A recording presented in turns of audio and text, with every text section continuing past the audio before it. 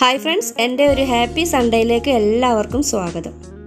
ഒരുപാട് സന്തോഷങ്ങളോട് കൂടിയ ഒരു സൺഡേയിലെ കുറച്ച് വിശേഷങ്ങളാണ് കേട്ടോ ഞാൻ നിങ്ങളായിട്ട് പങ്കുവെക്കാൻ പോകുന്നത്. നിങ്ങൾക്ക് എല്ലാവർക്കും വീഡിയോ ഇഷ്ടപ്പെടുകയാണെങ്കിൽ ലൈക്ക് ചെയ്യാനും ഷെയർ ചെയ്യാനും മറക്കരുതേ. പിന്നെ ഇതിൻ്റെ കൂടെ 2 റെസിപ്പി കൂടി ഞാൻ ഇൻക്ലൂഡ് ചെയ്തിട്ടുണ്ട്. 2-3 വർഷമായിട്ട് തിരഞ്ഞു നടക്കുന്ന ഒരു ഫ്രണ്ടിനെ കണ്ടെത്തി അവിടെ വീട്ടിലെ ഒരു പരിപാടിക്ക് ഞങ്ങളെ ക്ഷണിച്ച് ഞാനും മോനും കൂടി രാവിലെ തന്നെ പോയി അവിടുത്തെ വളരെ കുറച്ച് കാര്യങ്ങളാണ് ഞാൻ ഇവിടെ കാണിക്കുന്നത്. കൂടുതലായിട്ടൊന്നും ഞാൻ എടുത്തിട്ടില്ല, അവരുടെ പ്രൈവസിയും നമ്മൾ മാനിക്കണമല്ലോ. അവളുടെ മരുമകളെ പ്രസവത്തിന് വേണ്ടിയിട്ട് കൂട്ടിക്കൊണ്ടുപോകുന്ന ഒരു ചടങ്ങിലേക്കാണ് ഞങ്ങളെ ക്ഷണിച്ചത്. ഞാൻ ആദ്യമായിട്ടാട്ടോ ഇങ്ങനത്തെ ഒരു പരിപാടിയിൽ പങ്കെടുക്കുന്നത്. അവരെ ഭർത്താവിനെയും മക്കളെയും മരുമോളെയും എല്ലാവരെയും പരിചയപ്പെട്ട് നിറയെ ഫുഡൊക്കെ കഴിച്ചതിന് ശേഷമായിട്ടോ ഞങ്ങൾ മടങ്ങിയത്. അവളൊക്കെ അന്വേഷിച്ച് ഫോൺ നമ്പറൊക്കെ സംഘടിപ്പിച്ച് അവളെ വിളിച്ചപ്പോൾ ഞാൻ ആദ്യം തന്നെ ഇങ്ങോട്ട് വരാനാണ് ഞാൻ അവളോട് പറഞ്ഞത്.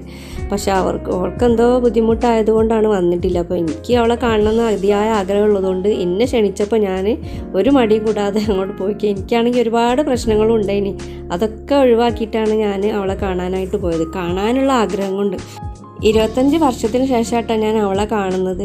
3 വർഷം ഞങ്ങൾ ഒരുമിച്ച് ഇരുന്ന് പഠിച്ചതാണ്. പിന്നെ അതേപോലെ തന്നെ 3 വർഷത്തോളമായി ഞാൻ ഇവളെ അന്വേഷിച്ച് നടക്കുന്നത്. പിന്നെ ഞങ്ങളെല്ലാവരെയും ബന്ധിപ്പിച്ചത് സേവ്യർ എന്ന് പറഞ്ഞ ഒരു ഫ്രണ്ടാട്ടോ. അവൻ്റെ അടുത്ത് എല്ലാവരുടെയും നമ്പർ ഉണ്ടായിനി. അങ്ങനെയാണ് ഞങ്ങൾ ഇവളൊക്കെ കണ്ടെത്തിയത്. വീട്ടിലെത്തിയ സമയത്താണ് ആങ്ങളെയും ഭാര്യയും കൂടി ഇക്കാകനെ കാണാൻ വരുന്നുണ്ട് എന്ന് പറഞ്ഞു. അപ്പോൾ അത്രയും ദൂരത്തുനിന്ന് വരില്ല, അവർക്ക് എന്തെങ്കിലും ഒരു ചെറിയ ഫുഡ് ഉണ്ടാക്കാമെന്ന് വിചാരിച്ച് ഞാൻ കടായി ചിക്കൻ ഉണ്ടാക്കുക കേട്ടോ. അതിനാദ്യം തന്നെ ഞാൻ ചിക്കൻ എടുത്തിട്ട് അതിൽ മുളകും പൊടി, മഞ്ഞൾപ്പൊടി, കുറച്ച് സുർക്ക, ഉപ്പും കൂടി ചേർത്തിട്ട് നന്നായിട്ടൊന്ന് മാരിനേറ്റ് ചെയ്ത് ഒരു അരമണിക്കൂർ മാറ്റി വെച്ചു. പിന്നെ ഞാനൊരു കടായി മസാല ആയിട്ട് ഉണ്ടാക്കുന്നത്. 1 ടീസ്പൂൺ മല്ലി, ചെറിയ ജീരകം, വലിയ ജീരകം, 2-3 വറ്റൽമുളക്, കുറച്ച് കുരുമുളക് എന്നിവയൊക്കെ ഇട്ടിട്ട് ഒന്ന് നന്നായിട്ടൊന്ന് ചൂടാക്കിയതിന് ശേഷം തണുത്തതിന് ശേഷം ഒന്ന് പൊടിച്ച് വെച്ച്. ഫൈനായിട്ട് പൊടിക്കേണ്ട, അതൊന്ന് ചെറിയ ഒരു തരിയോട് കൂടിയിട്ടുള്ള ഒരു പൊടിയാട്ടോ വേണ്ടത്. ഫ്രണ്ടിൻ്റെ വീട്ടിൽ പോയപ്പോൾ രാവിലത്തെ ഫുഡ് അവർ കടായി ചിക്കനും ചപ്പാത്തി അതേപോലെ പത്തിരി, ബ്രെഡ് അങ്ങനെയൊക്കെ ആയിന്. അപ്പോൾ അതൊന്ന് ഭയങ്കര ഒരു ടേസ്റ്റുള്ളൊരു കറിയായിന്. അപ്പോൾ ഞാൻ വിചാരിച്ചു അതൊന്ന് ഇവിടുന്ന് ഉണ്ടാക്കാൻ വിചാരിച്ചിട്ടാണ് അങ്ങനെ ഇത് ഉണ്ടാക്കുന്നത്. പിന്നെ ഞാൻ നേരത്തെ മാരിനേറ്റ് ചെയ്ത് വെച്ചിട്ടുള്ള ചിക്കനൊക്കെ ഒന്ന് പൊരിച്ചെടുത്ത്.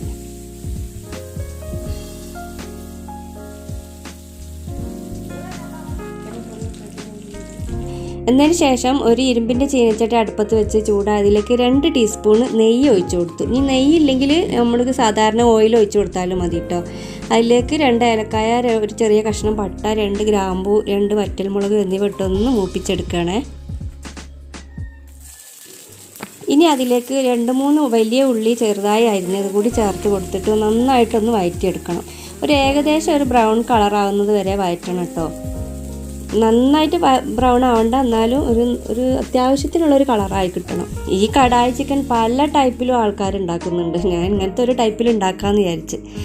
എന്നതിന് ശേഷം അതിലേക്ക് ഞാൻ ഇഞ്ചി വെളുത്തുള്ളി ചതച്ചത് ഇട്ട് കൊടുത്തു. ഞാൻ നേരത്തെ തന്നെ ഈ വെളിച്ചെണ്ണയില്ലേ, ഈ നമ്മുടെ ചിക്കൻ പൊരിച്ച വെളിച്ചെണ്ണ കൂടി ബാക്കിയുള്ളത് ഇതിലേക്ക് ചേർത്ത് കൊടുത്തിട്ടുണ്ട്. അതാണ് ഇങ്ങനത്തെ ഒരു കളറ്. പിന്നെ ഞാൻ 2 തക്കാളി നന്നായിട്ടൊന്ന് മിക്സിയിൽ അടിച്ചെടുത്തു. തക്കാളിയൊക്കെ ഇപ്പോൾ ഉപയോഗിക്കുമ്പോൾ ഒന്ന് ശ്രദ്ധിക്കണം കേട്ടോ, നല്ല റേറ്റാണ് ഇപ്പോൾ തക്കാളിക്ക്. അത്യാവശ്യത്തിന് നമുക്ക് തക്കാളി ഇല്ലാതെ പറ്റില്ലല്ലോ. അതാണ് ഞാൻ 2 വലിയ തക്കാളി എടുത്തിട്ട് മിക്സിയിലിട്ട് നന്നായിട്ടൊന്ന് അടിച്ചിട്ട് ഇതിലേക്ക് ചേർത്ത് കൊടുത്ത്. ആ തക്കാളീൻ്റെ പേസ്റ്റ് ഇല്ലേ, അത് നന്നായിട്ട് ആ ഉള്ളീൻ്റെ കൂടെ ഒന്ന് നന്നായി വേവട്ടെ കേട്ടോ. അതിൻ്റെ പച്ചമണമൊക്കെ ഒന്ന് മാറിക്കിട്ടട്ടെ. എന്നതിന് ശേഷം ഒന്ന് തീ മെല്ലെ കുറച്ചതിന് ശേഷം മുളക് പൊടി, 1 ടീസ്പൂൺ മല്ലിപ്പൊടി, 1/4 ടീസ്പൂൺ മഞ്ഞൾപ്പൊടി എന്നിവ ചേർത്ത് കൊടുത്തിട്ട് വീണ്ടും ഒന്ന് നന്നായിട്ടൊന്ന് ഇളക്കി കൊടുക്കണം. എന്നതിന് ശേഷം നമ്മൾ നേരത്തെ ഫ്രൈ ചെയ്ത് വെച്ചിട്ടുള്ള ചിക്കൻ ചേർത്ത് കൊടുത്തിട്ട് നന്നായിട്ടൊന്ന് മിക്സ് ചെയ്തെടുക്കണേ.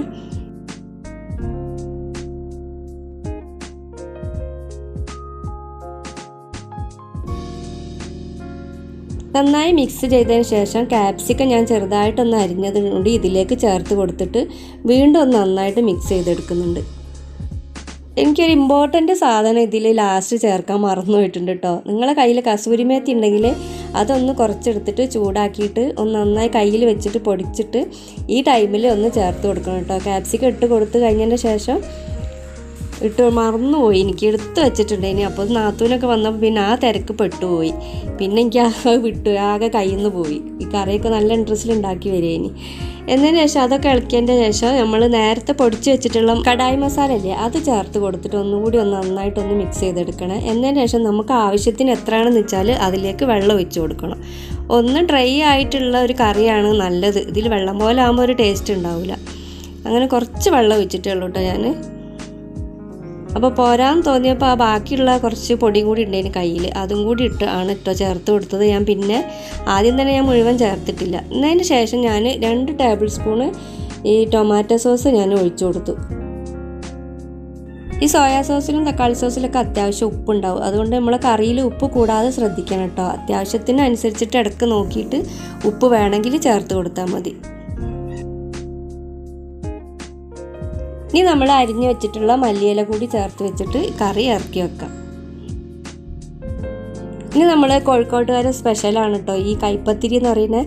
അതിനായിട്ട് നമ്മൾ സാധാരണ നൈസ് പത്തിരി ഇടിയപ്പമൊക്കെ ഉണ്ടാക്കുന്ന പൊടി തന്നെ കേട്ടോ എടുക്കുന്നത്. അത് കുറച്ച് വലിപ്പമുള്ള പാത്രത്തിലൊക്കെ ഞാൻ ഇട്ട് കൊടുത്തു. ഒന്ന് കുഴച്ചെടുക്കാൻ പാകത്തിന് അതിലേക്ക് പൊടിയും ഉപ്പും ഇട്ട് കൊടുത്തിട്ട് തിളച്ച വെള്ളം പാകത്തിന് ഒഴിച്ച് കൊടുത്തിട്ട് നന്നായിട്ടൊന്ന് കിളരിയെടുക്കണം ആദ്യം. ഈ കൈപ്പത്തിരിക്ക് ഞങ്ങൾ അടുപ്പത്ത് വെച്ചിട്ട് വാട്ടിയെടുക്കുകയല്ല ചെയ്യുക, ഇങ്ങനെ തിളച്ച വെള്ളം ഒഴിച്ചിട്ടാണ് ഇതിൽ വാട്ടിയെടുക്കുക. ഇതേപോലത്തെ ഒരു കോഴിക്കോട്ടുകാരെ സ്പെഷ്യൽ തന്നെയാണ് വേറെ ഒരു പത്തിരി ഉണ്ട്, അരച്ചുട്ട പത്തിരി എന്ന് പറയും. നമ്മൾ തലേന്ന് ചോറൊക്കെ വെക്കണ അരി കുതിർത്ത് വെച്ചിട്ട് പിറ്റേന്ന് അരച്ച് നെയ്യിലൊക്കെ ചുട്ടെടുത്താൽ നല്ലൊരു ടേസ്റ്റാണ്. അപ്പോൾ അങ്ങനെ ഞാൻ നന്നായിട്ട് ഈ പൊടിയൊക്കെ ഒന്ന് കുഴച്ചെടുത്തിട്ടുണ്ട്. ഇനി ചെറിയ ഓരോ ഉരുളകളാക്കിയിട്ട് നമുക്ക് പാകത്തിനുള്ള വലുപ്പത്തിലുള്ള ഉരുളകളാക്കിയിട്ട് വാഴൻ്റെ ഇലയിൽ വെച്ചിട്ട് ഇതൊന്ന് മെല്ലെ ഒന്ന് പരത്തിയെടുക്കണം ഇതേപോലെ. ഓയിൽ ഇലയിൽ തടവണമെന്നില്ല കേട്ടോ. അപ്പോൾ ഇനി എടുത്താൽ കിട്ടിയില്ലെങ്കിലോ എന്ന് വിചാരിച്ചിട്ടാണ് ഞാൻ ചെറുതായിട്ടൊന്ന് ഓയിലൊന്ന് സ്പ്രെഡ് ചെയ്തത്. ഇതിന് ശേഷം അതൊന്ന് മറിച്ചും തിരിച്ചു വിട്ടിട്ട് നന്നായിട്ടൊന്ന് കൈ വെച്ചിട്ട് ഇങ്ങനെ അമർത്തി പരത്തി കൊടുക്കണം. സാധാരണ ഈ പത്തിരി ഞങ്ങൾ ചുട്ടെടുക്കുക, ഈ ഓട്ടടൊക്കെ ചുടുന്ന ഒരു മണ്ണിൻ്റെ ഒരു ഓടുണ്ട്, അതിലിട്ടിട്ടാണ് കേട്ടോ ഇത് ചുട്ടെടുക്കുക. ഇതിപ്പോൾ പെട്ടെന്ന് എളുപ്പത്തിന് വേണ്ടിയിട്ട് ഞാൻ വേഗം കഴിയാൻ വേണ്ടിയിട്ടാണ് ഇങ്ങനെ പത്തിരി ഇടുന്ന പാൻ എടുത്ത് അടുപ്പത്ത് വെച്ചിട്ട് ഇതിൽ ചുടുന്നത്. പക്ഷേ ശരിക്കും ഒറിജിനൽ നമ്മളെ ഓട്ടിൽ തന്നെ ചുടണം, അതാണ് അതിൻ്റെ ഒരു ടേസ്റ്റൊക്കെ ഉണ്ടാവുക മൺചട്ടിയിൽ.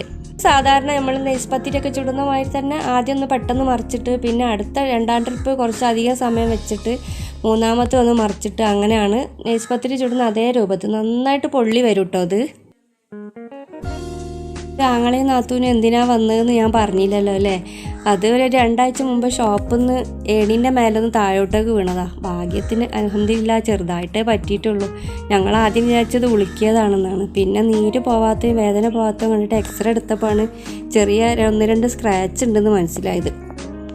പിന്നെ അതിൻ്റെ കെട്ടലും റെസ്റ്റിലുമാണ്. അങ്ങനെയൊക്കെ അങ്ങനെ കാണാൻ വേണ്ടിയിട്ടാണ് അവർ വന്നത്. പിന്നെ അവർ ഭക്ഷണമൊക്കെ കഴിച്ചാൽ എന്നതിൻ്റെ ശേഷം മോളും കുട്ടികളും വന്ന് അങ്ങനെ കുറേ സമയം ഇരുന്ന്. അപ്പോഴേക്കും നല്ല മഴ പെയ്ത് ആകെ പ്രശ്നത്തിലായി നിൽക്കുക. അപ്പോൾ കെബിൻ്റെയിൽ മാത്രമേ ഉള്ളൂ കോട്ട്. പിന്നെ മോളെ കോട്ട് എടുത്തിട്ട് സെമിക്ക് കൊടുത്തിക്കുക ചെയ്തത്. പിന്നെയും കുറേ സമയം മഴ ചോരുമെന്ന് വിചാരിച്ച് നിന്ന് നോക്കി. പക്ഷേ മഴ കൂടുന്ന ലക്ഷണം അല്ലാതെ കുറയുന്ന ലക്ഷണം കാണുന്നില്ല. പിന്നെയാണ് അവർ പോയത്. അവർക്കാണെങ്കിൽ നല്ല തിരക്കുണ്ട്, നല്ല ദൂരത്ത് എത്തും വേണ്ടേ. ഇനി രാത്രിയാവും ഇപ്പോൾ അവിടെ എത്താനും. അവർ മക്കളൊക്കെ കൂട്ടാതെയാണ് അവർ വന്നത്. അപ്പോൾ ചെറിയ മോനാണ് സുന്നത്ത് കഴിച്ച് കിടക്കുന്നുണ്ട്. അതുമാണ് അങ്ങനെ പലതും ആയതുകൊണ്ട് അവർ നിരയെ നിൽക്കാതെ പോയത്. എൻ്റെ സൺഡേ വ്ളോഗ് ഇവിടെ അവസാനിപ്പിക്കാം കേട്ടോ. നിങ്ങൾക്ക് എല്ലാവർക്കും ഇഷ്ടപ്പെട്ടു എന്ന് വിചാരിക്കുന്നു. ഇഷ്ടപ്പെട്ടാൽ ഇതിൻ്റെ അഭിപ്രായങ്ങൾ കമൻറ്റ് ബോക്സിൽ ഇടാൻ മറക്കരുതേ. Thanks for watching.